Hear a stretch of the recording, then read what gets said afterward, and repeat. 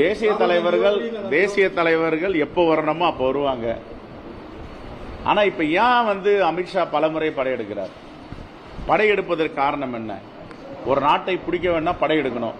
தமிழ்நாட்டை பிடிப்பதற்கு எத்தனை படையெடுத்தாலும் பாஜகவிலும் RSS ஆலும் தமிழ்நாட்டில் அவர்களுடைய அரசியல் பலிக்காது. காங்கிரஸ் தேசிய தலைவர்கள் தமிழகம் வருவது எப்போது என செய்தியாளர் எழுப்பிய கேள்விக்கு காங்கிரஸ் மாநில தலைவர் செல்வ பெருந்தகை பதிலளித்துள்ளார். அடுத்த வருடம் தேர்தலுக்கு பாஜக கூட்டணி தலைவர்கள் வரிசையா வந்துட்டு இருக்காங்க. காங்கிரஸ் தலைவர்கள் எப்போ வருவாங்க? நாங்கள் காங்கிரஸ் தலைவர்கள் இங்க இருந்தா தான் இருக்கோம். தேசிய தலைவர்கள் டெல்லியிலிருந்து தேசிய தலைவர்கள் எப்போ வரணுமோ அப்போ வருவாங்க. ஆனா இப்ப ஏன் அமித்ஷா பலமுறை படையெடுக்கிறார்? படையெடுப்பதற்கு காரணம் என்ன? ஒரு நாட்டை பிடிக்க வேண்டாம் படையெடுக்கணும். தமிழ்நாட்டை பிடிப்பதற்கு எத்தனை படையெடுத்தாலும் பாஜகவிலும் RSS ஆலும் தமிழ்நாட்டில் அவர்களுடைய அரசியல் பலிக்காது. அது வட மாநிலங்களில் தற்காலிக வெற்றி பெற்றிருக்கிறார்கள்.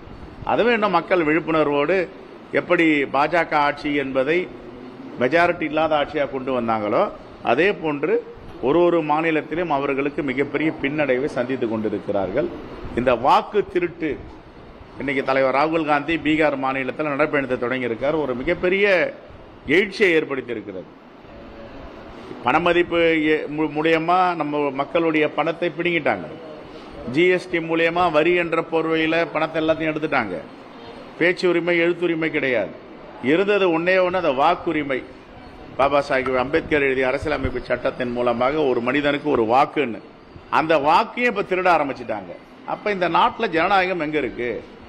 அரசியலமைப்பு சட்டத்தின் பால் இயங்குகின்ற ஆட்சி நடக்குதா? இதெல்லாம் பல கேள்விகள் எழுப்புது. இளைஞர்கள்லாம் கேட்கிறாங்க.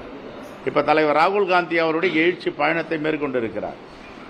இந்த சார் என்ற செய்திகளை உள்ளது உள்ளபடி தெரிந்து கொள்ள ரெஃப்ளெக்ட் நியூஸை சப்ஸ்கிரைப் பண்ணுங்க.